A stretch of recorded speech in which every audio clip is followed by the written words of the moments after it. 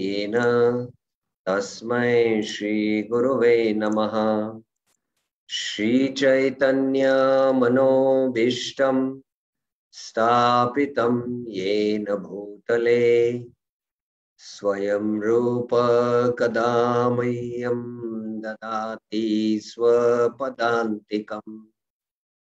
वन्देऽहं श्रीगुरो श्रीयुतपदकमलं श्रीगुरुं वैष्णवांश श्रीरूपं साग्रजातं सहगण रघुनाथान्वितं तं सजीवं साद्वैतं सावधूतं परिजनसहितं कृष्ण चैतन्य देवं श्री राधा कृष्ण पादान् सहगण ललिता श्री विशाखान्वितांश्च। नमः ओं विष्णुपादाय कृष्णपृष्ठाय भूतले श्रीमते भक्तिवेदांत स्वामिन्निति नामिने। नमस्ते सारस्वते देवे गौरवाणी प्रचारिणे निर्विशेष शून्यवादी पाश्चात्य देशतारिणे। हे कृष्णा करुणा सिंधु दीनबंधु जगतपते गोपेश गोपिका कांत राधा कांत नमस्तुते। तप्त कांचन गौरांगी राधे वृंदावनेश्वरी वृषभानुसुते देवी प्रणमामि हरिप्रिये।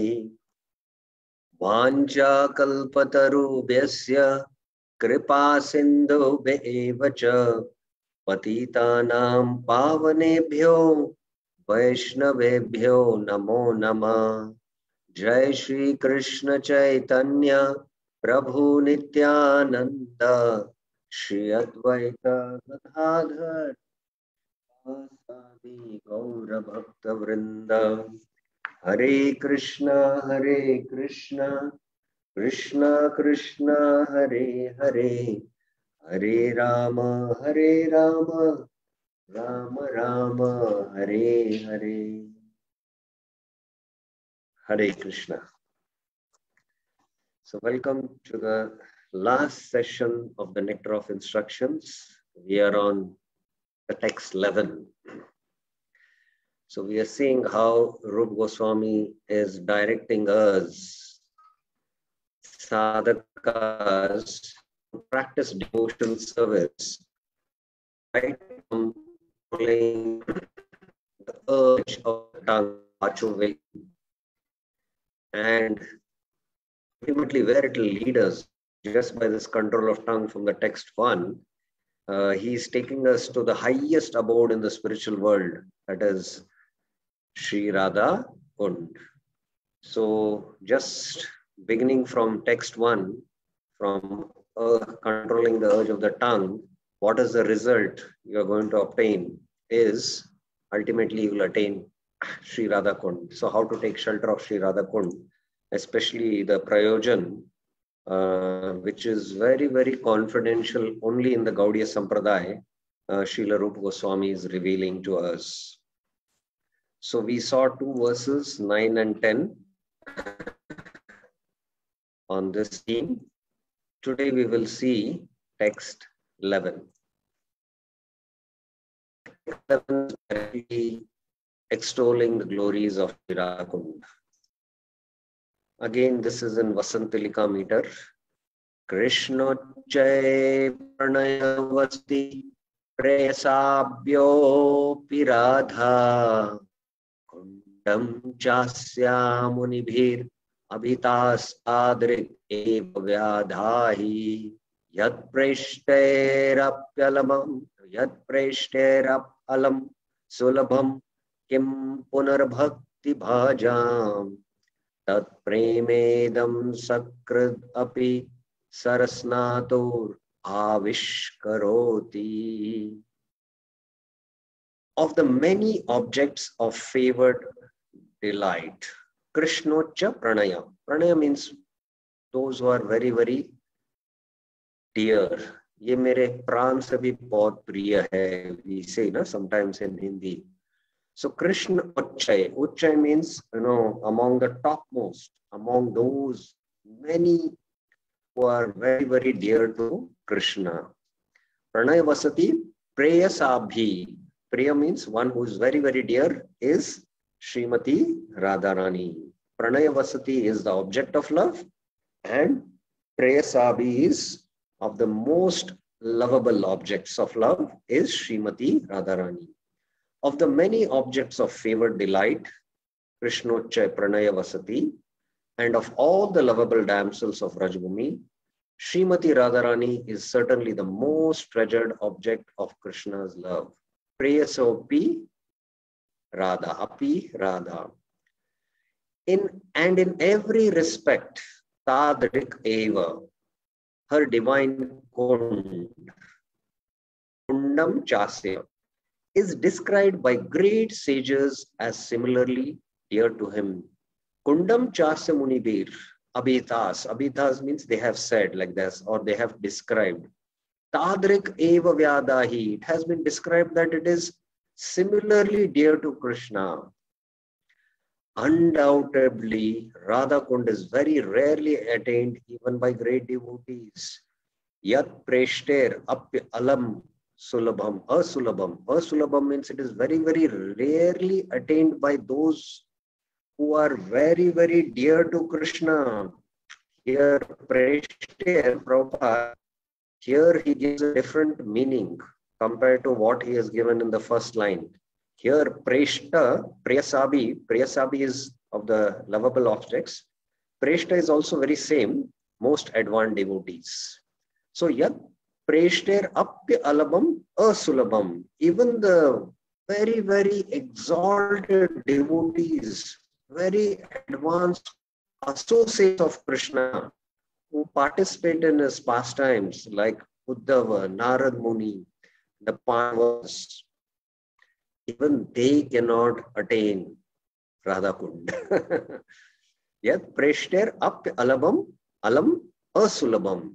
Then he says, then he raises a rhetoric question. Kim Punar Bhakti Bhajam. Therefore, it is even more difficult for ordinary devotees to attain. So those who are practicing sadhana bhakti, those who are practicing bhakti yoga, how they can attain? When advanced devotees who are the eternal associates of the Lord like Narad Muni, Uddhav, the Pandavas, they cannot attain the Kund. So how can we ordinary devotees attain? It is, even more difficult to attain. But the last line, if you read, Rupa Goswami is hinting something which even we can attain. Tad premedam sakrad api. But if by sakrad api, sakrad means once, if one takes Sara Snatur, Sara means in that lake, Snatur, if he takes bath, what will happen? Love of Godhead will arise. Avishkaroti means it arises. Love of Godhead will arise. If one simply bathes once even in those holy waters, one's pure love for Krishna is fully arose. So that is the glory of Radha Kund, that by taking bath once in Radha Kund, love of Godhead for Krishna will awaken. That is the glory of Radha Kund, which can rarely be attained by Krishna's dearmost devotees. It is Sulabham, so it is not possible for those who are practicing devotees, but this is the glory of taking bath in Radha Kund. And the Kundam Chasya Munibir Abhitas Tadrik Eva Vyada. It has been described by great sages, the glories of Radha Kund. So who are these sages who have described the glories of Radha Kund? This Srila Bhakti Siddhanta Saraswati Thakur explains, it is the great acharyas who are coming after Chaitanya Mahaprabhu who have discovered or who have described the glories of Radha Kund. Because only in the Gaudiya Parampara are the glories of Radha Kund known. So specifically, Srila Bhaktisiddhanta Saraswati Thakur mentions Acharyas like Kaviraj Goswami, Acharyas like Vishwanath Chakravarti Thakur, Acharyas like Rupa Goswami and Raghunath Das Goswami. They have extolled the glories of Radha Kund. So here the Munis refers to especially our great Acharyas in the Gaudiya Sampradaya who have glorified Shri Radha Kund. In fact, there is an entire Ashtakam. It is called as Radha Kund Ashtakam, which has been sung. I think it is by Rupa Goswami, composition by Rupa Goswami or Raghunath Das Goswami, I don't recollect. So these are the great sages who have described the glories of Radha Kund. And here these advanced devotees are very dear to the Lord, who have attained prema, like the Pandavas, Uddhav, Narad Muni, they also cannot attain. Radha Kund cannot be attained by them. And even what to speak of those who are practicing devotees. But the last line is very interesting. So those who are in their aprakrita bhava, that means those who are spiritually situated in their aprakrita sharir, in their transcendental body, when they take this bath, they can attain prema. But for sadhakas, it is mentioned that whenever they get a chance, by the mercy of the spiritual master, whenever they get a chance to go to Radha Kund, attend or Vrindavan, where they can attend a yatra, and with the permission of the spiritual master, in a humble and respectful mood, as many times we get an opportunity, we should take that opportunity to take bath in Radha Kund. But what are the precautions also to be taken? I will be discussing that when we discuss some further finer points in the last slide. Now, Bhaktivinoda Thakur mentions that text 11, we know that text 9 to 11 describe Bhava Bhakti and Prema Bhakti. So ultimately, devotee should know that even by sadhana, practice of sadhana bhakti, now sadhana bhakti begins from the stage of Shraddha, Sadhusanga, Bhajariya, Anarth Nivritti, Nishta, Ruchi, Asakti. So 7 stages, all these stages come under sadhana bhakti. And Bhava is bhakti, Prema bhakti, 9th one. And within sadhana bhakti, especially Shraddha, Sadhu Sangha, Bhajan Kriya, Anarth Nivritti fall in sadhana bhakti. From Nishta, Ruchi, Asakti fall in Raganuga bhakti. Raganuga, Sadhana bhakti. So sadhana bhakti begins from Shraddha stage and goes all the way up till Asakti stage. But how to attain prema? Bhakti is not attained by one's own endeavors, it is bestowed by Krishna.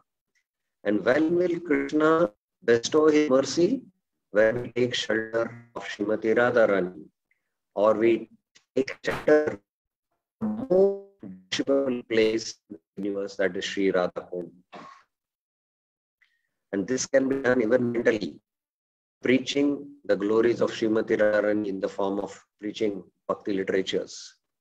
So that time, Krishna bestows Bhava Bhakti. So how to attain Bhava Bhakti and ultimately Prema Bhakti is what texts 9, 10 and 11 are speaking. And especially text 11, the verse itself is said, Tat Premedam Sakradapi Snatur Avishkaroti. So Premedam refers to one can attain love for Krishna by once Radha Kund.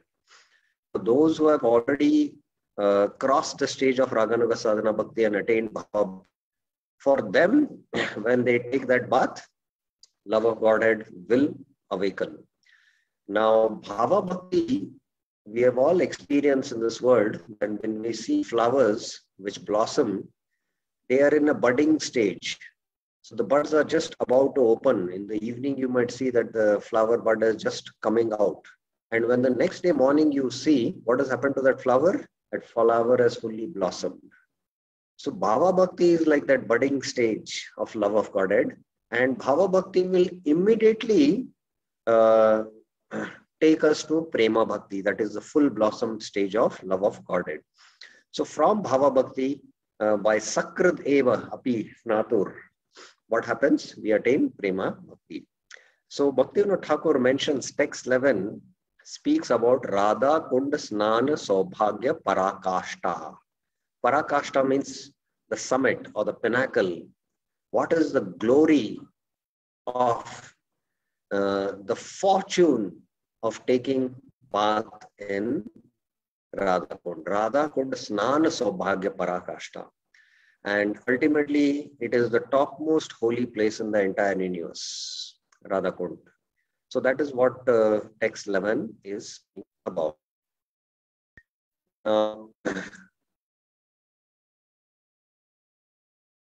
This is briefly the purport. I'm just put it in the slides here, the glories of Radha Kund.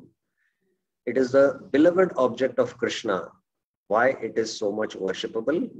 Why Radha Kund is so much worshipable? Because it is the most beloved object of Krishna, Srimati Radharani, and similarly is Radha Kund. Srimati Radharani is the most beloved object of Krishna. Radha Kund belongs to Srimati Radharani. Similarly, Radha Kund is as dear to Krishna as Srimati Radharani. It is described by the great sages. And I explained the great sages refer to the Goswamis, Rupa Raghunath Goswami and Vishwanath Chakravarti, Krishnadas Kaviraj Goswami. Now regarding attainment, very rarely attained even by great personalities like Narad, Sanak, Sanatan. What to speak of ordinary devotees who practice Vaidhi Bhakti. Now the benefits of taking bath. At once, Sakrit, immediately, at once, develop pure love of Krishna in the wake of the gopis if he takes bath in Radha Kund. It is the most important item in execution of devotional service. Even if one cannot live permanently on the banks of Radha Kund, he should take bath in the lake as many times as possible. So for sadhakas, as many times as possible, opportunity, again with the permission of the spiritual master, we should take bath in a very respectful mood, understanding the glories of Radha Kund. So these are the benefits of taking bath. Now I will come to the purport. There are only 2 paragraphs we will discuss. Why is Radha Kund so exalted? This is a question Prabhupada puts and he answers. The lake is so exalted because it belongs to Srimati Radharani. And Srimati Radharani is the most beloved object of Sri Krishna. Among all the gopis, she is the most beloved. Vishnur Atyanta Vallabha. Similarly, her lake, Sri Radha Kund, is also described by great sages as the lake that is as dear to Krishna as Radha herself. Now, this has been repeatedly emphasized in 9th verse, 10th verse, and again it has been emphasized by repeated. If something is repeated many times, then we have to, it is meant for us to drive that point deeply in our hearts. There is no difference between Radha Kund and Srimati Radharani.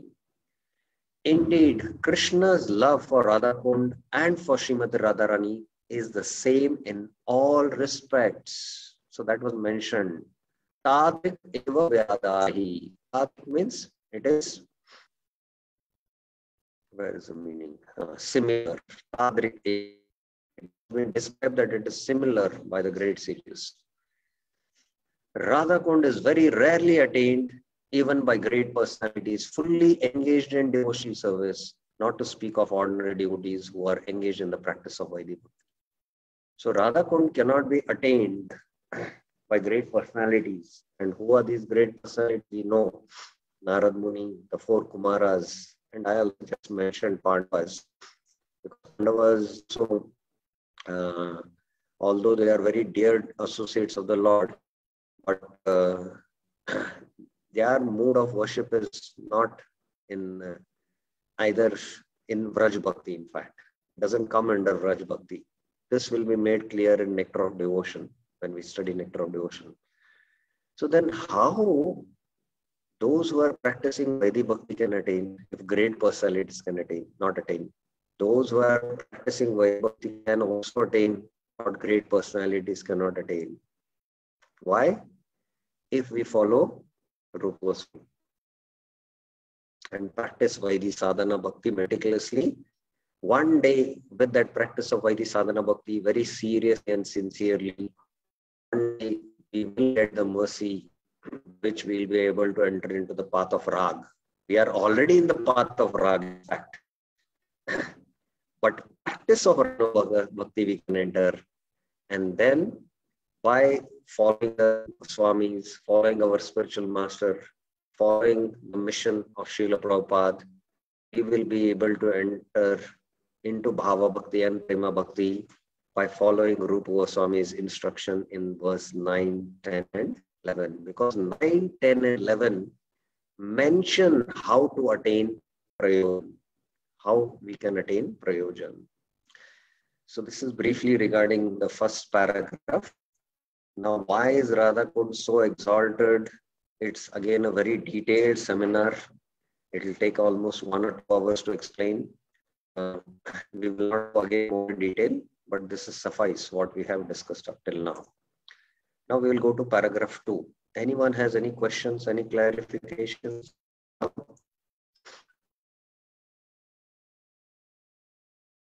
Yes, one devotee here has a question.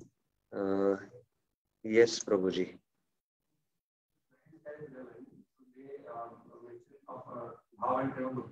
But which rasa it is, that is also fixed, like the topmost rasa also, rasa is different.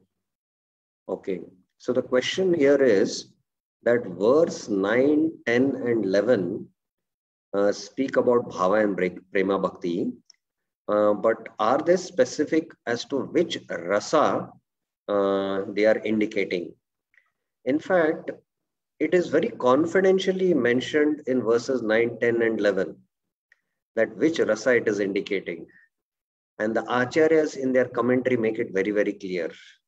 From Rupa Goswami's verse, maybe even an experienced devotee might not be able to decipher that which rasa it is referring.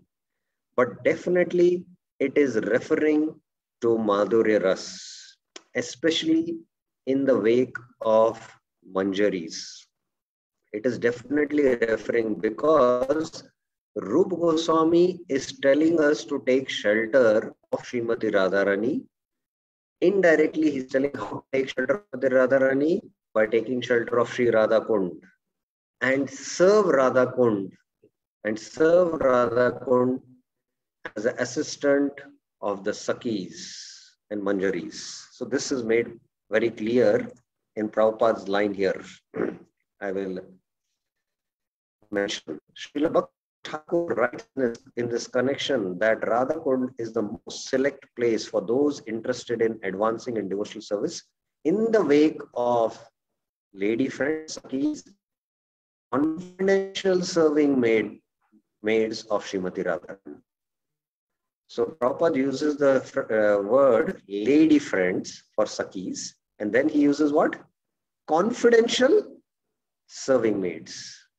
So that refers to the superiority of the Manjiris over the Sakis.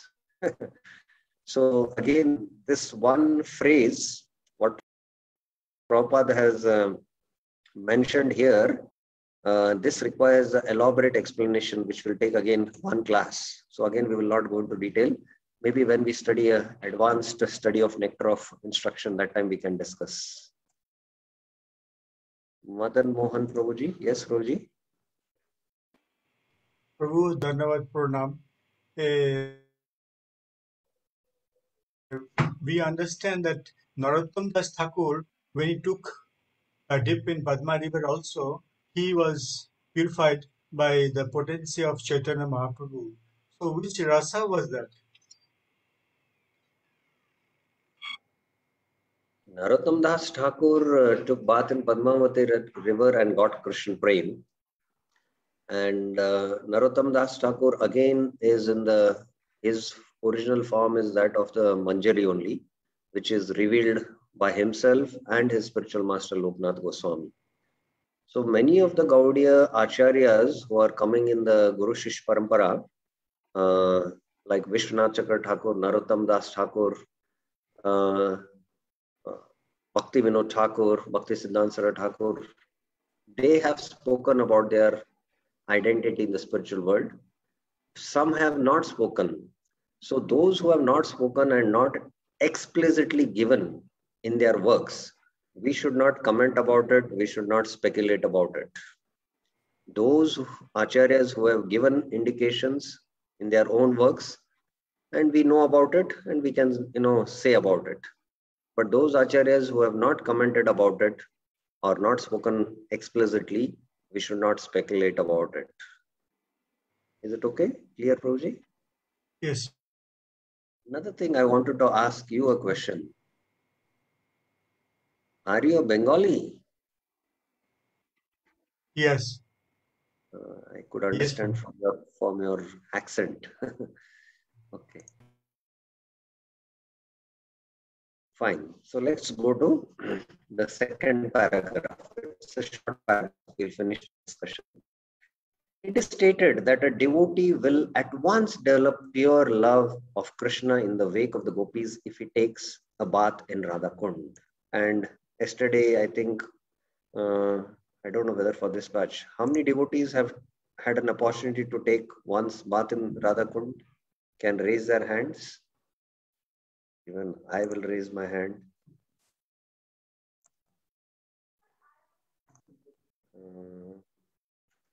Where is the, how to raise the hand?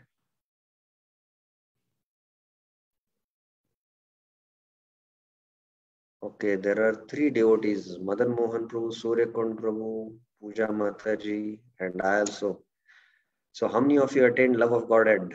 Raise your hands after taking bath. Oh, still 2 devotees are mentioning that they got love of Godhead. Surya Kund Prabhu and attained Prema Bhakti. Visited but not took bath in pond. Okay. So, okay, that hand lowered. Okay, other hand also lowered. So I also got an opportunity to take bath in Padmavati river in Bangladesh. So after I took the bath there, so I was with my spiritual master and he asked me, did you get love of Godhead? I said, no, I did not get.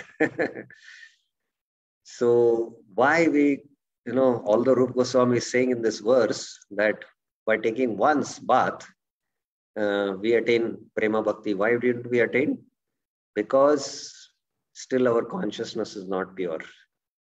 Those who are already at that stage of Bhava Bhakti, when they take a bath, it will awaken Prema Bhakti.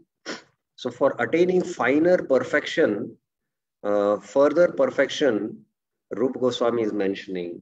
For sadhakas, as many times as we get an opportunity, we should, in a very respectful way, take bath in Radha Kund to purify our consciousness and advance in Krishna consciousness. The 4 Kumaras, when they heard from Brahma about Narayan, they were so attracted that immediately they rushed to go to Vaikuntha to have darshan of Narayan. And they were so much attracted to have darshan of Narayan, they just passed through the first gate, the second gate, the third gate, the fourth gate, the fifth gate, then the sixth gate, and then the 7th gate. Jai and Vijay stopped them. And because they had deep attachment to have darshan of Narayan, there was anger. That anger was again by the will of the Lord, and they cursed these 2 doorkeepers. And then Narayan came, and just by smelling the fragrance of the tulsi which was offered in the lotus feet of Narayan, immediately their hearts transformed and they attained love of Godhead.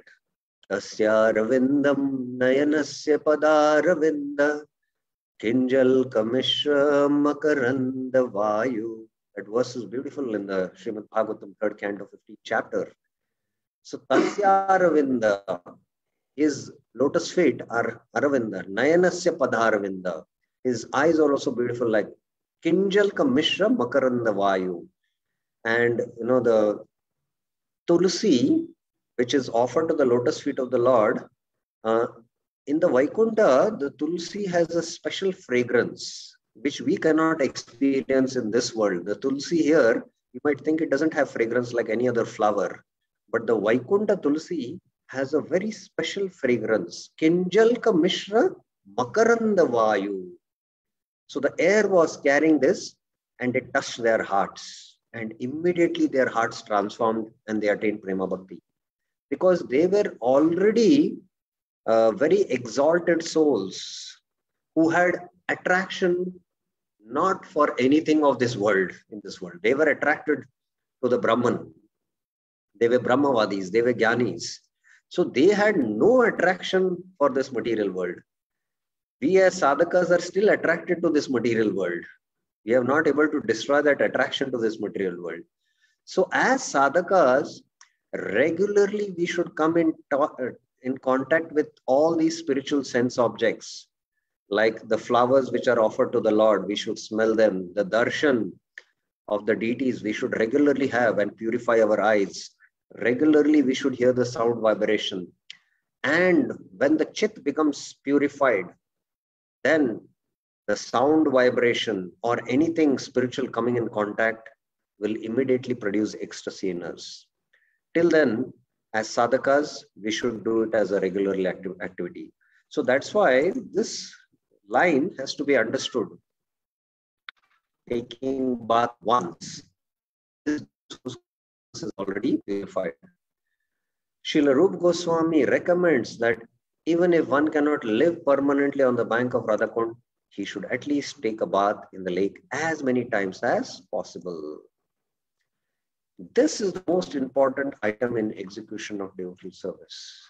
So now we have a deeper understanding that what is the most important item in execution of devotional service? Taking bath in Radhakund. But again, there are a lot of warnings regarding this, which we will discuss in the last slide. Now, Prabhupada explains Bhaktivinoda Thakur's commentary. I will take slides here. Srila Bhaktivinoda Thakur writes in this connection that Sri Radhakund is the most select place for those interested in advancing their devotional service in the wake of deities and confidential serving maids, manjaris of Srimati Radharani. So this is the most exalted place, not Vrindavan where Krishna performs his Leela, nor Govardhan where Krishna performs even some of the most confidential loving pastimes with the deities, but Sri Radhakund. And why this is so, yesterday we discussed. Living entities who are eager to return home to the transcendental kingdom of God, Golok Vrindavan, by means of attaining their spiritual bodies, Siddha Deha, should live at Radhakund. Now, those who have developed their spiritual bodies, Siddha Deha, should live at Radhakund. Now, here we can understand from this statement that who is qualified to stay at Radhakund? Those who have attained their Siddha Deha. Now, my question to you, all devotees, is that when do we attain our Siddha Deha? At what stage? Can you raise your hand and answer, or you can type in the chat box to me? At what stage we attain the Siddha Deha? Okay. Yes, Ratna Mataji. 1 minute. There's some problem with the mouse. Okay. Bhava stage, Prabhu. At the stage of Bhava. Now, my next question is, when the development of the Siddha Deha begins, at what stage? Anyone would like to answer, raise their hands? Or you can type that in the chat box to me. When the development of the Siddha Deha begins, cultivation of practice. Anyone else has any thoughts? Okay, there are two devotees here. Mohan Rup Shanu Prabhuji. Yes, Prabhuji. You are purified in the heart. And anartha nivritti, when all the anarthas goes off, it will start gaining the. Yeah. What is that stage called? What is the name of that stage called? Anartha nivritti? Or No, Anartha Nivritti is when anarthas are exhausted. What is the next stage then after Anartha Nivritti? There is Shraddha, Sadhu Sangha, Bhajan Kriya, Anartha Nivritti. Next is Nishtha. Nishtha. Yes. At the stage of Nishtha, one is the self-realized soul. One realizes he is not the body, he is the spirit soul. Now he enters into Raganuga Bhakti, where externally in the Sadhaka Deha, he practices all the rules of Bhakti, and internally he goes into meditation. Through meditation, he starts developing his Siddha Deha. So the development of the Siddha Deha begins with the stage of Nishtha, and it is revealed. The Siddha Deha is fully revealed in the stage of Bhava. So this is very important for us to understand. Yes. Okay. There is a question.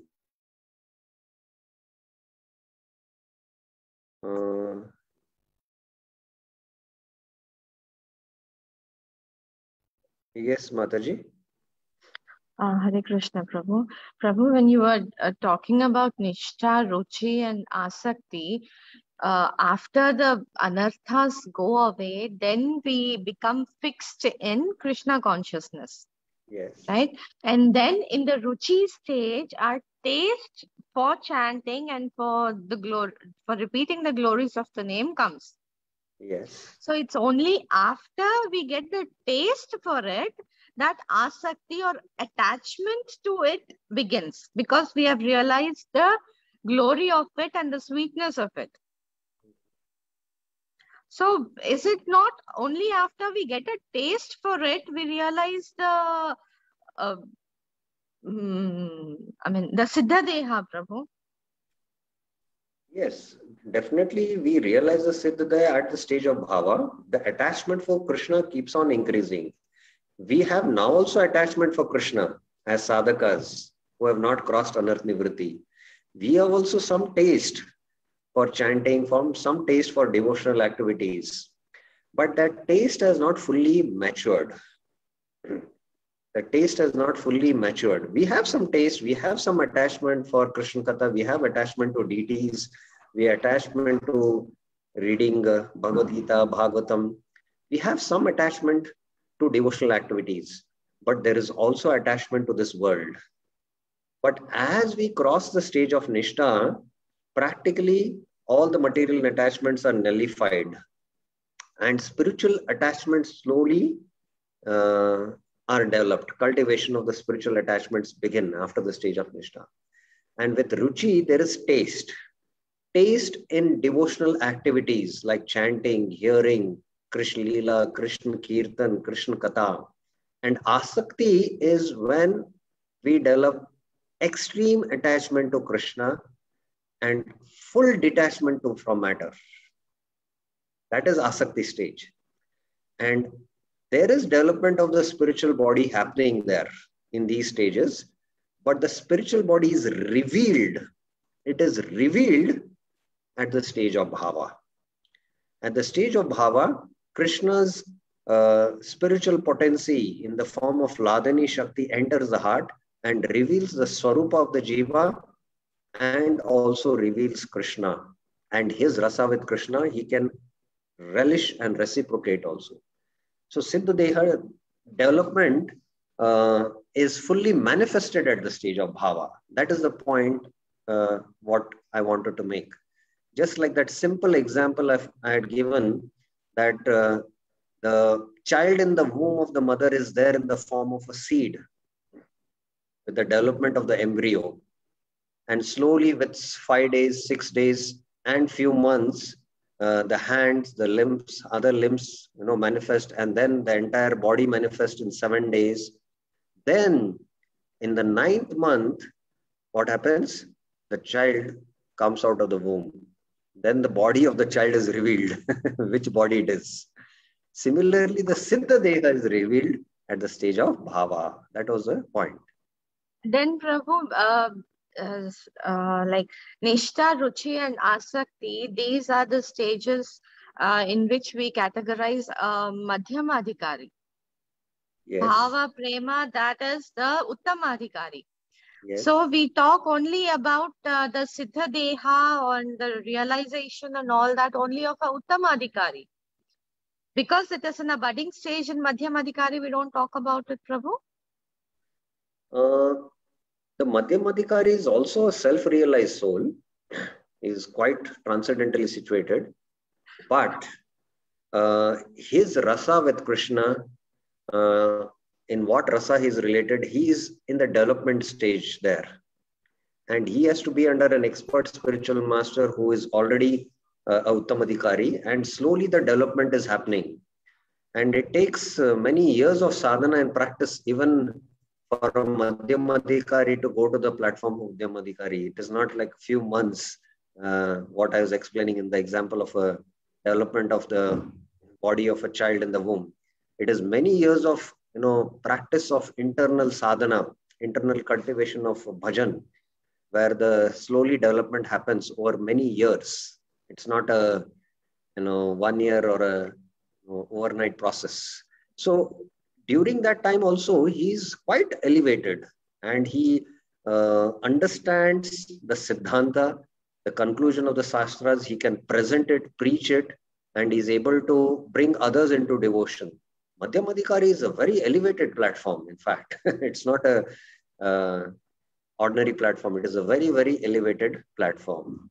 But the point is that he has some taste and idea of his constitution, and he's in the development of his spiritual body by cultivation of practice of bhakti, whereas the Uttamadhikari is already perfected. That's the difference. Okay. There is a relation between the rasa and the development of the spiritual conception of life, Prabhu. Yes, definitely. There is a big, deep relationship. It is a whole science of rasa only, in fact. And the development of different relations are based on rasa tattva only. And this whole rasa tattva is delineated by Rupa Goswami in the Bhakti Rasamrita Sindhu, which we will begin next week. Okay? Thank you, Prabhu. Okay, fine. Any other questions anyone has? Okay. Now, interesting, since this point came up, how many of you would continuously like to bathe in the nectarian ocean of Sri Radha Kund? Raise your hands. Because Bhakti Siddhanta Saraswati Thakur gave some interesting solution. Okay, at least a few are there. Only 3 of them, 4. What about others? Others are participating in the class. Are they there? Okay, now, okay. Only Madan Mohan Prabhu has not raised his hand, and Pooja Mataji has not raised her hand. Santana Lakshmi Mataji has not raised her hand. What about our IFF devotees? Where are they? Okay. So Bhakti Siddhanta Saraswati Thakur has given a secret. To bathe in the Radha Kund means to be continuously immersed in Bhakti Rasamrit Sindhu given by Rupa Goswami. So make it a habit that every day you can read Bhakti Rasamrit Sindhu, at least 1 page, 1 paragraph. And you are continuously taking bath in Sri Radha Kund. This is what Bhakti Siddhanta Saraswati Thakur has said. Okay. The last point about what Bhakti Siddhanta Thakur said, it's the most method for those engaged in devotional service under the protection of Sri Chaitanya Mahaprabhu. So this is the most exalted method of devotional service under Sri Chaitanya Mahaprabhu. I was mentioning yesterday also, if you remember, that although among the 4 sampradayas, none can understand the glories of Sri Radhakund, nor they can come to Sri Radhakund. Secondly, Srila Bhakti Siddhanta Saraswati Thakur explains that even though the Nimbark Sampradaya, Sri Chaitanya Mahaprabhu took 2 teachings from the Nimbark Sampradaya. One is Ekanta Radhikaya Ashray, to take shelter of Srimati Radharani. And the second is Gopi Bhav, the more of the worship of the gopis. Even though Chaitanya Mahaprabhu took these 2 teachings from the Nimbark Sampradaya, Srila Bhakti Siddhanta Saraswati Thakur explains that even the Nimbark Sampradaya devotees cannot understand the glories of Sri Radhakund. And they cannot understand the glories of Radhakund because they don't take shelter of Sri Chaitanya Mahaprabhu. So this is the glory of coming in this Sampradaya, the Brahma Madhva Gaudiya Sampradaya. Now Bhakti Siddhanta Saraswati Thakur gives a short comment which Prabhupada has mentioned in the purport. I will take up that now. In this connection, Srila Bhakti Siddhanta Saraswati Thakur writes that even great sages and great devotees like Narad and Sanak do not get an opportunity to come to Radhakund to take their baths. What then to speak of ordinary devotees? Now my question to all the devotees here is, why Narad and Sanak do not get an opportunity to come to Radhakund? What is the reason? Anyone can throw some light on it? Why they cannot come to Radhakund?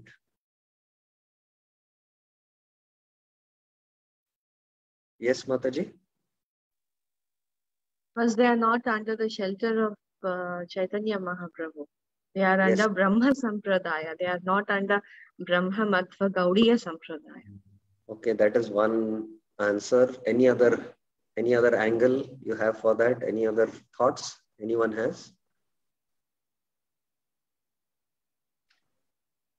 Because one of the reasons is again from the science of rasa.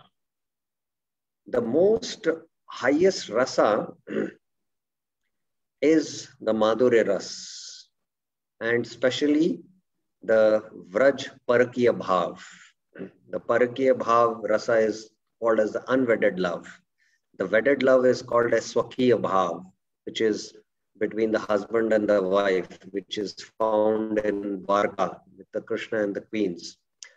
And those pastimes happen, the highest pastimes happen in Radhakund. Whereas Narad Muni, Sanak, Sanatan, they are not in this mood of, bhav or in this rasa. They are not related to Krishna in this rasa. I explained, I think in this session or in the previous session, that Narad Muni is related more in Dasya and little bit in Sakya. Okay. Whereas the 4 Kumaras are in Shantras. So those rasas don't permit them to come there. Those rasas itself cause an obstruction for them to come there. That is the reason they cannot come there. They cannot, they don't get an opportunity. So here also they are mentioned there in Aishwarya Bhakti. Bhakti is Aishwarya. Yes, that's also true.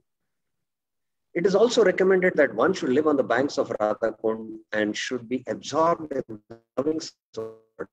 One should bathe there regularly and give up all material conceptions, taking shelter of Sri Radha and her assistant gopis. Now, regarding this, Bhakti Siddhanta Saraswati Thakur has written a very elaborate commentary in his Anuvritti. But just to summarize, Srila Bhakti Siddhanta Saraswati Thakur says, one should be in a state of existence to reside in Radhakund. Radhakund is, residing on the bank of Radhakund is not at the physical level nor at the mental level. It's at the transcendental level. As it was mentioned in this verse, in the last the text translation, in the aprakrita bhav. So one should be in aprakrita, That means in a spiritual body, one should say there only one who has developed a spiritual body. And in a spiritual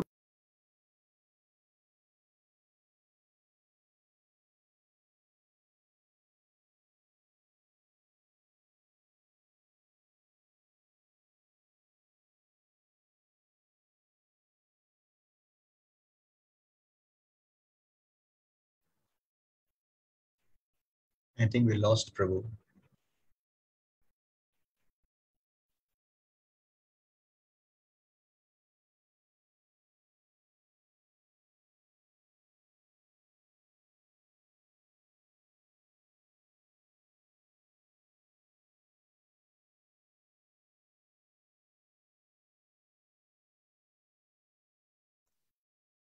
Sorry, there was a net issue, so that's why the connection went off. So I was explaining that one should be in a transcendental state of existence. That means in his spiritual body. He should be in his spiritual body and serve in his spiritual body, that is of that of a Manjari or a Gopi, serve a Prakrit Radha and Krishna. A Prakrit means the transcendental couple, divine couple Radha and Krishna in his spiritual body. So that is what exactly is meant by Srila Bhakti Siddhanta Saraswati Thakur here. Srila Bhakti Siddhanta Saraswati Thakur many times took Vraj Mandal Parikrama. That means he took all his devotees, disciples, well-wishers on a yatra. Initially, he began the Navdeep Dham Mandal Parikrama and revealed the glory of Navdeep Dham. Later on, at least 3-4 occasions, he took an entire Braj Mandal Parikrama. And it is interesting to note that Bhakti Siddhanta Saraswati Thakur once visited entire Braj Mandal and even Radhakund, and he was with many of his sannyasi disciples. And Bhakti Siddhanta Saraswati Thakur immediately burst into laughter, and he started clapping his hands. And he was holding his head, and he was saying, "Oh, I have roamed the entire Braj, entire Radhakund, and I did not find any Brajbasi here." That means any eternal associate of the Lord who is serving the Lord in that spiritual. All his sannyasi disciples were shocked. They said, "We saw many Babajis. They were very austere, very detached, and doing a lot of tapasya, doing their bhajan. How can you say that you did not see anyone?" And Bhakti Siddhanta Saraswati Thakur laughed and said, "Oh, they are all Kanishta Adhikaris." So many might able to come to the bank of Radhakund and make a residence there, but that is not real residence. Bhakti Siddhanta Saraswati Thakur says, just like in Vrindavan, even demons like Putana, Bakasur, Agasur were able to enter. So he compared to these Radhakund Babajis who don't have adhikar and they come and reside. He compared to them. So living on the bank of Radhakund means, it means to be situated in your spiritual body there. And in that spiritual body, we should serve the divine couple Radha and Kunja in your Siddha Deha. So that is what is meant. But again, to repeat, to make it clear, our acharyas, especially Bhakti Siddhanta Saraswati Thakur, Srila Prabhupada, and the acharyas coming in the Guru Shish Parampara, recommend to be wherever we are situated and to preach the glories of Gita and Bhagavatam. That is direct service to Srimati Radharani. So Srila Bhakti Siddhanta Saraswati Thakur himself, at least on 3-4 occasions, went to Radhakund, and there on the banks of Radhakund, many Babajis had assembled because Bhakti Siddhanta Saraswati Thakur was a famous speaker, was well known. In fact, Bhakti Siddhanta Saraswati Thakur was not in saffron dress wearing there. He was wearing a long suit and a coat, and he had a turban on his head. And the Babajis were thinking, "Oh, see the sadhu, what kind of a dress he is wearing." And there Bhakti Siddhanta Saraswati Thakur on the banks of Radhakund gave discourse. Everyone thought he will speak about the exalted past of Radha. but he gave discourse on Sri Upanishads. He spoke on Tattva, Siddhanta. And Bhaktisiddhanta Saraswati Thakur said that those who reside in the bank of Radhakund, they are not residing on Radhakund, they are residing in Narakiya Kund. So the adhikar is very, very exalted. We have to be in our spiritual bodies to reside. But yet, as I mentioned, our acharyas don't recommend us to spend more time in Radhakund. Whenever we get an opportunity in yatras, we should hear the glories of Radhakund from the exalted sannyasis, and with their permission, we get the opportunity, then respectfully we take bath. So this is very important for us. If one is thus constantly engaged during his lifetime, after giving up the body, he will return back to Godhead to serve Sri Radha in the same way as he contemplated during his life on the bank of Sri Radhakund. The conclusion is that to live on the banks of Radhakund and to bathe there daily constitute the highest perfection of devotional service. Living on the bank of Radhakund and bathing daily is the highest spiritual activity. I think this is where we also end the discussion. Yes, Bhaktisiddhanta Saraswati Thakur discussion is there. So Bhaktisiddhanta Saraswati Thakur, as I was mentioning, he had taken 2-3 parikramas, Brajmandal Parikrama. And this I'm speaking in 1930 or 32. And we can't even imagine the elaborate arrangements what he had for yatra. There were thousands and thousands of devotees who were attending this yatra. And Bhaktisiddhanta Saraswati Thakur had 8 elephants in the front, in the parikrama. They were carrying Chaitanya Mahaprabhu's DT and a full police band in the front doing kirtan. And he had 2 of his cars, which were got from Calcutta by train to Vrindavan for him to and his senior sannyasis to travel wherever they were in the parikrama. And every day, Bhaktisiddhanta Saraswati Thakur was distributing 5 truckloads of prasadam to the Brajvasis. He personally with his hand was serving prasadam to the Brajvasis. And even if his dear disciples and sannyasis is to ask for prasadam, he is to not give them. No, this is meant for Brajvasis. So much love he had for Brajvasis, those who were residents of Braj. So 5 truckloads of sweets to distribute. Can you imagine? Even now, today with all the modern facilities, with all the technology, we can't even fathom. This was what Bhaktisiddhanta Saraswati Thakur's parikrama was there in Vrindavan during that time. Now, we have finished the discussion. There is a short topic which Bhaktisiddhanta Saraswati Thakur has mentioned, and I would like to read this and end the discussion by Bhaktisiddhanta Saraswati Thakur in this. In his Upadesha, Sri Rupa Goswami has ascertained that within the hallowed Brajmandal, most sacred were Govardhan and especially Radhakund. So this is speaking about text 9. Srila Saraswati Thakur regarded these as his supreme objects of worship and often expressed profound veneration for them. So he had a lot of veneration for Radhakund and Vraj. He revealed that Radhakund at Chaitanya Math and considered a particular pond in Alanath non-different from Radhakund. So Srila Bhaktisiddhanta Saraswati Thakur established Radhakund and Shamkund in his Chaitanya Math. Today also if you go to Chaitanya Math in Mayapur, there is Radhakund and Shamkund. And in Alanath, Alanath is Alvarnath, which is 12 kilometers from Jagannath Puri. There also Radhakund is there. In fact, many of the acharyas established the replica of Shamkund wherever they were doing their bhajan. Like Narottam Das Thakur in his birthplace Kheturi, backside his house were 2 ponds. They were Radhakund and Shamkund. The Goswamis, Rup and Sanatan, when they were staying in Ramkeli, they had established Vrindavan. There was Radhakund and Shamkund. He once expressed a desire to reside eternally in Govardhan. So he said that he would like to reside in Govardhan.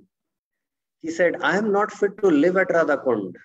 I shall stay in a less exalted position. My gurus, Srila Gaur Kishore Das Babaji, Srila Bhaktivinoda Thakur, and others eternally serve at Radhakund. I shall go serve them there, then return to somewhat lower situation in Govardhan. See how the mood of Bhakti Siddhanta Saraswati Thakur is revealed. Gaur Kishore Das Babaji's Samadhi. Do you know where is Gaur Kishore Das Babaji's Samadhi? Anyone knows? Can raise their hand. Where is Gaur Kishore Das Babaji's Samadhi? In Mayapur. Many must have visited Mayapur, I am sure. Where is his Samadhi? It is in Chaitanya Mutt, next to the bank of Radhakund. In fact, his Samadhi was actually on the other side of the Ganga, his actual Samadhi. And Bhaktisiddhanta Saraswati Thakur himself did the Samadhi. But later on, through divine revelation, he came to know that his spiritual master wants to live on. So his Samadhi was shifted from the other side of Ganga to his Mutt, Chaitanya Mutt, because he wanted to, his eternal residence, Gaur Kishore Das Babaji's eternal residence is on the bank of Radhakund, because that is in his spiritual body, he's serving there, Srimati Radharani. Srila Bhaktivinoda Thakur also, his eternal service is in the wake of the Manjaris, Sukhanand Seva Kunj. You know, it is a Lalita, after in the Lalita Kunj it is there.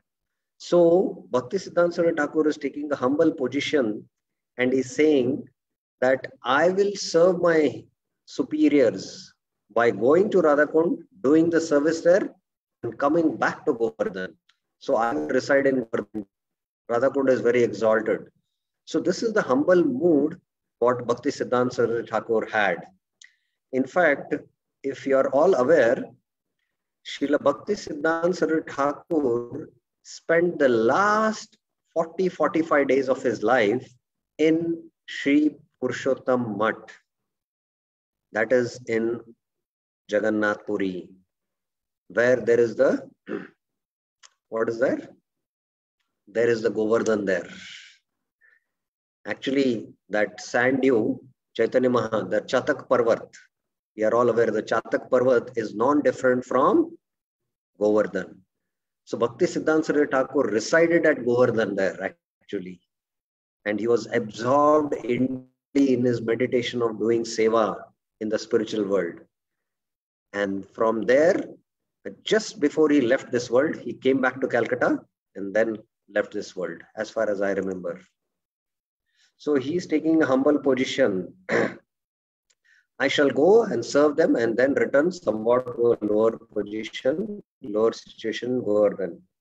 Similarly, he declared an upper floor for the domicile of his gurus should be added to the single-story building at Vraj Swanand Sukhada Kunj.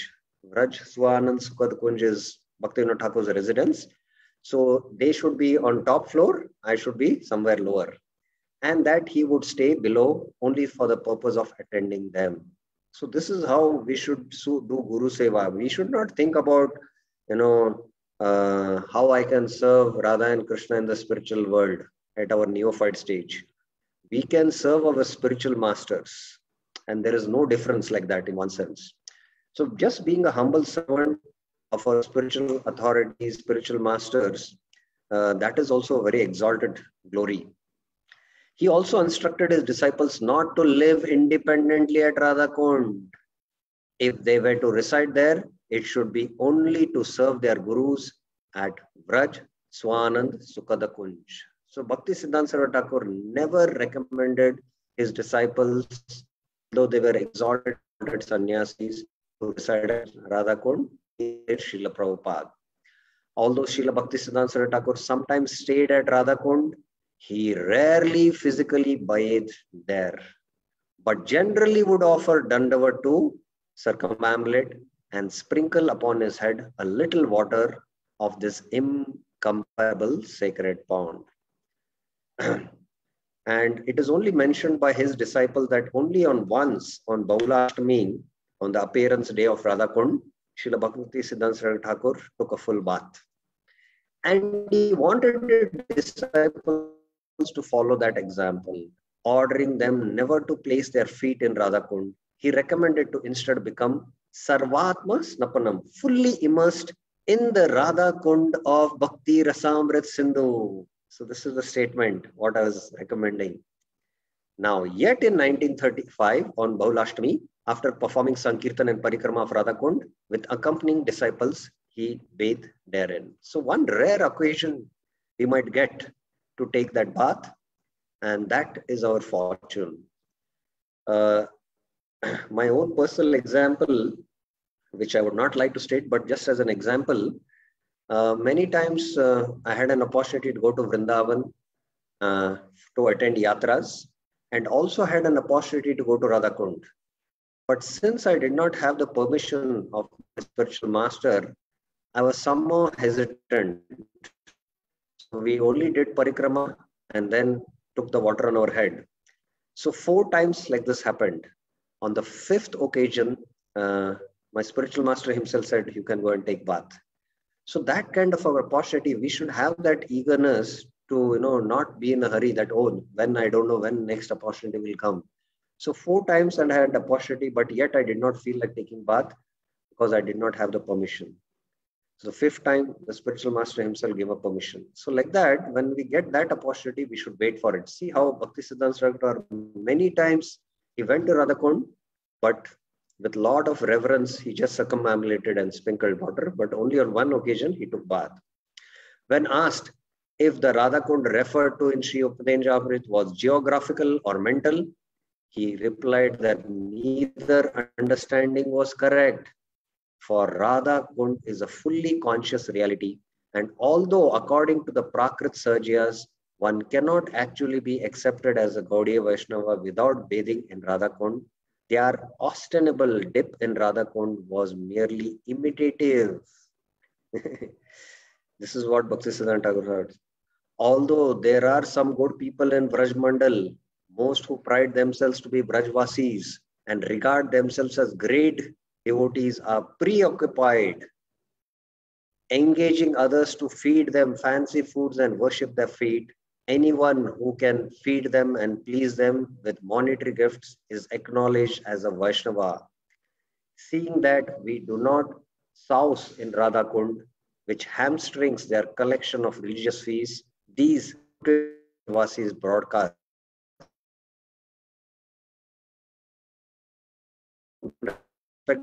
what imitative Vaishnava, Prakrita Vaishnavas, we're thinking, oh, what kind of Vaishnavas these are?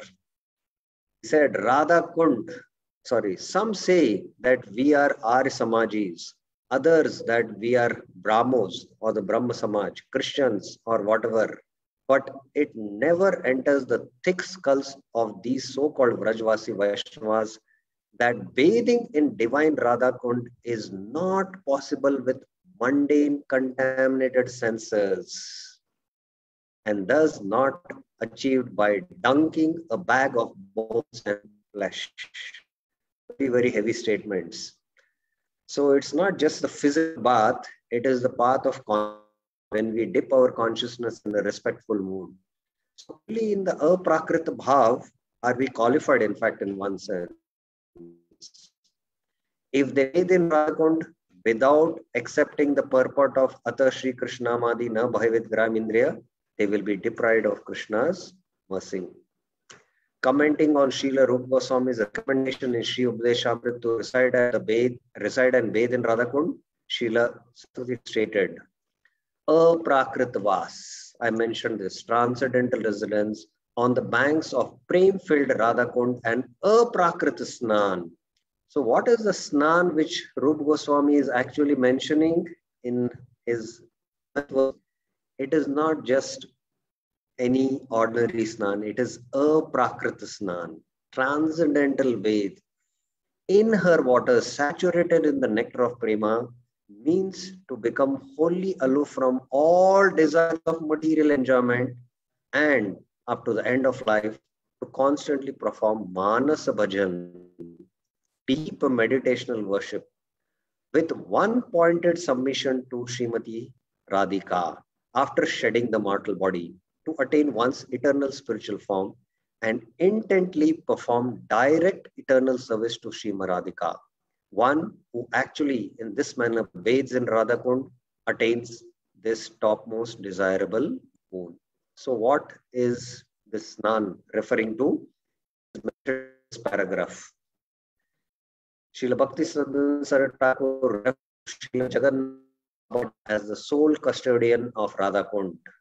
Regarding the spurious Babaji's apparently living there, he commented, Radhakund is protected like a fort by the associates of Sri Radhika, who prohibit persons of contrary consciousness to enter therein. Unfortunately, the luckless Sahajas think themselves qualified to reside there and attempt to pollute the entirely transcendental Radhakund with their materialistic ideas. But Radhakund is far beyond anything of this mundane world and even more exalted than Govardhan. Hence, the ill-fated Prakar Sahajas cannot actually live at Radhakund nor touch even a drop of her sacred water. So this is the article which is published in the Bhakti Siddhanta Vaibhav. So we can just have a glimpse actually of how deep is this verse of Shri Upadesha Amrit. What actually is that Snan referring to? Sakrit Eva Saras Natur. So it is completely on the transcendental platform. So this is about text 11, which we finished today.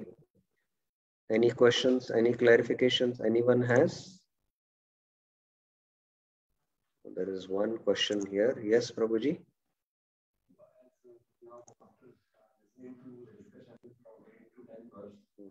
We understand that the subject matter is very lofty, very elevated, and most of the intimate devotees of Krishna, like Uddhava and Arjuna, they also don't have permission to come there. So, but it's still difficult to understand that we as a sadhaka will get permission. So how to put faith? Okay, so the question is that Radhakund glories explained in verse 9, 10, and 11 are so exalted that even great devotees don't get opportunity to come there or execute their bhajan. So how do we understand that we sadhakas are being revealed these glories and we are able to get that opportunity? That is completely the mercy of Chaitanya Mahaprabhu and the Guru Shish Parampara. Even as sadhakas, we don't have adhikar. In fact, we cannot see Radhakund with our material senses. Radhakund, if you see the description, what Kaviraj Goswami has described, it is fully bedecked with emeralds, jewels, sapphires. You cannot see that Radhakund. What you see is with our mundane senses and mundane intelligence. The Aprakrit Radhakund, we cannot see that. Only the Aprakrita devotees who are having spiritual vision, they can see there. They can actually see the Radhakund. But we are being given this opportunity as sadhakas also, because we are connected to the Guru Shish Parampara, we are hearing. So most important for us is we should, hear the vibration, the transcendental vibration. So hearing is more important for us, the glories. In fact, we can reside in Radhakund just by hearing about Radhakund, and we need not physically reside there. Just by studying the glories of Radhakund, just by singing the songs glorifying Srimati Radharani, like, the four Kumaras sing, na? Radhe Jaya Jaya Madhava Rayate Gokula Taruni, like that. So by singing, by transcendental vibration, Prabhupada mentions that we are recommended to connect to these spiritual realities which are highly lofty just through sound, by transcendental vibration. So by hearing is our process. And slowly when the divine vision is revealed to us, when we are at that stage, then we can actually realize the glories. That can happen only when we are at the Uttamadhikari level. That is how we should understand. There is one more interesting point here I forgot to explain. Some finer considerations is take bath with the permission of the spiritual master, I mentioned. Take bath with utmost respect, understanding the glories of Radhakund. In fact, it is recommended that we should sit and study Updeshamrit 1 to 11 verses, and then, we should enter into that mood. We can understand the glories of Sri Radhakund when we understand Updeshamrit, text 1 to 10, especially Vaidhi Sadhana Bhakti, text 1 to 7. Enter into Raganuga Bhakti, text 8, then 9, 10, and 11. Especially live according to text 1 to 8.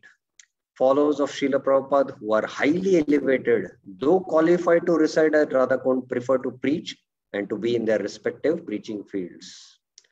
So, Srila Prabhupada wanted his followers not to spend much time at Sri Radhakund and respect the Babajis there from a respectful distance.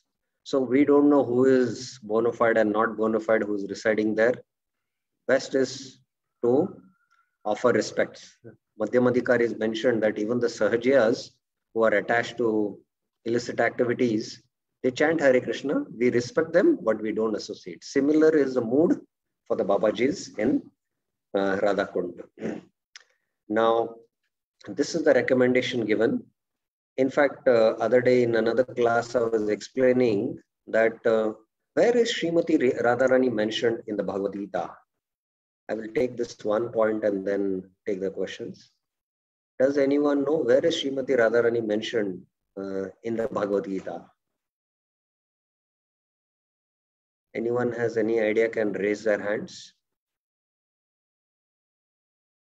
Where is Srimati Radharani mentioned in the Bhagavad Gita? Two places I would like to know. There are two specific verses. Yes, Mataji? Okay, I have to unmute you, sorry. Yes, Mataji. Prabhu, I don't know where it is mentioned, but I heard in a lecture once that she requested not to be mentioned. In Bhagavad Gita? No. Oh, you're saying Bhagavad Gita, Prabhu. I'm sorry. I don't know, Prabhu. I'm sorry. Yeah. Anyone else? Where in Bhagavad Gita is Srimati Radharani directly mentioned? So there are two verses specifically, and then I'll come to a deeper understanding. So this is the first verse. Esha Brahmi Sthiti Partha Nainam Prapya Vimohiti Sthitva Asyamante Kalepi Brahma Nirvana Rachati. So Esha Brahmi, this spiritual. Now, if you're a little bit aware about genders, in English also it is there masculine and feminine and neuter gender. In Sanskrit, there is Pullinga, Strilinga and Naputsankalinga. So the absolute truth is called as Brahma. That is masculine. Brahman is neutral. That is, neuter gender. And feminine is called as Brahmi. Brahmi is what? Striling. So the Antaranga Shakti, what we call. So one who is situated like this in the Antaranga Shakti, then if he is situated like that, he will attain liberation. He will come back to the spiritual. This form is mentioned in 2.72. There is another verse which directly refers to Srimati Radharani. That is, Mahatmanastu Mam Partha Daivim Prakritim Ashrita Bhajante Ananya Manaso Yatva Bhutadim Avayam. Daivim Prakritim Ashrita.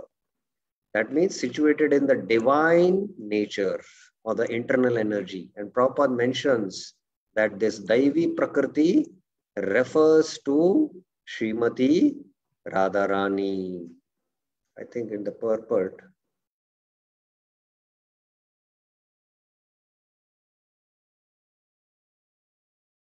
I am sure it is in that.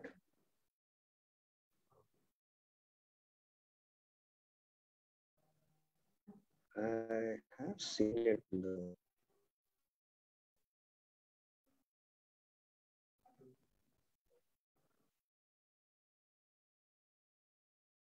Srila Prabhupada mentions that Daivi Prakriti refers to the shelter of Srimati Radharani or Srimati Lakshmi Devi, like that. But in a deeper sense, Sri Krishna is revealing the glories of bhakti in the entire Bhagavad Gita. And bhakti belongs to Srimati Radharani. In fact, the entire Bhagavad Gita is a glorification of Srimati Radharani. So in that sense, one who preaches the philosophy of Bhagavad Gita and Bhagavatam, he is very dear to Srimati Radharani. So in that mood is our acharyas and our parampara. So none of our acharyas recommend us to reside in Radhakund, although that glory is there. So that was some finer points and considerations about the last part. So we stop here now then. Anything anyone has to say? Any questions? Yeah, Madan Mohan Prabhu has a question. Yes, Prabhuji. Prabhu, you took permission from your Guru Maharaj and then took a bath in Radhakund. I understand that. The other thing is that you also mentioned about Bakula Ashtami. On that day, we can take bath. I mean, Saraswati Thakur and his devotees took bath on Bakula Ashtami. So what is the significance of that day, Prabhu? It's not Gokula Ashtami, it is Bahula Ashtami. Bahula, not Gokula, Bahula Ashtami. Bahula Ashtami is actually the day, the whole pastime of how Radhakund and Shamkund appeared is mentioned in the Puranas. And on that day is the appearance day of Radhakund. It is the appearance day of Radhakund. So that day in the night, it is mentioned that even the Radhakund water becomes milky. In fact, the Shwetadeep, that is the transcendental waters where Lord resides, the ocean of milk, Shwetadeep, we have all heard. Those waters enter into Radhakund, and we can see that white, milk water coming there in Radhakund. So this, festival is celebrated on Baulashtami, that is the appearance day of Radhakund. And there are many devotees at night, 12 o'clock, they come and they celebrate this festival. And just like, on Krishna's birthday, Krishna is very merciful and he can shower a lot of blessings. Or on Srimati Radharani's appearance day, like Radhashtami. Similarly, on Baulashtami, it is the Prakata day or the appearance day of Radhakund. And Radhakund is very merciful. So there, if we get the permission of our spiritual master, then we can take bath.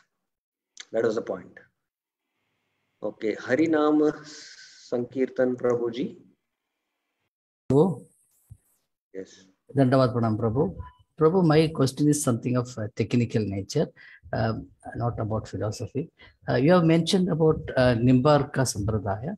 I only heard about 4 Sampradayas that are Rudra Sampradaya, Kumara Sampradaya, Sri Sampradaya, Vaishnava Sampradaya. So where does this Nimbarka Sampradaya comes under? Oh, it is the Kumara Sampradaya. Oh, I see. Because Nimbaditya is one of the prominent acharyas in the Kumara Sampradaya. He directly was initiated by the 4 Kumaras.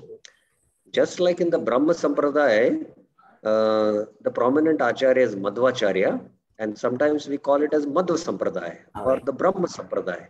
So similarly, the Nimbarka Sampradaya we say. Okay. Hare Krishna. Hare Krishna. Yes, Mataji, you have a question?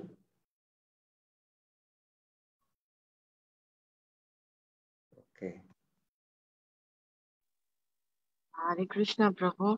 You said next week we are going to start the Nectar of Devotion, Prabhu. Yes. Okay. Starting, you said NOI, then Ishopanishad, Bhagavad Gita, and then NOD. So, No. Actually, the series is Ishopanishads, Bhagavad Gita, NOI, NOD. But we cannot follow that chronology. We cannot follow that chronology because of some reasons. Because devotees also, if we start speaking only about philosophy, tattva, it becomes difficult. And as far as I understand, many devotees are practicing spiritual life from at least 5-10 years. So we decided more to focus first on the bhakti literatures, that is NY and NOD. But if you see logically, first we should study Ishopanishad, then Bhagavad Gita, then Nectar of Instruction, and then Nectar of Devotion. Okay. Now, any other questions anyone has? Okay, so we will stop here then. Shri Upadeshamrit ki jai, Srila Prabhupada ki jai, Shri Rupa Goswami Pad ki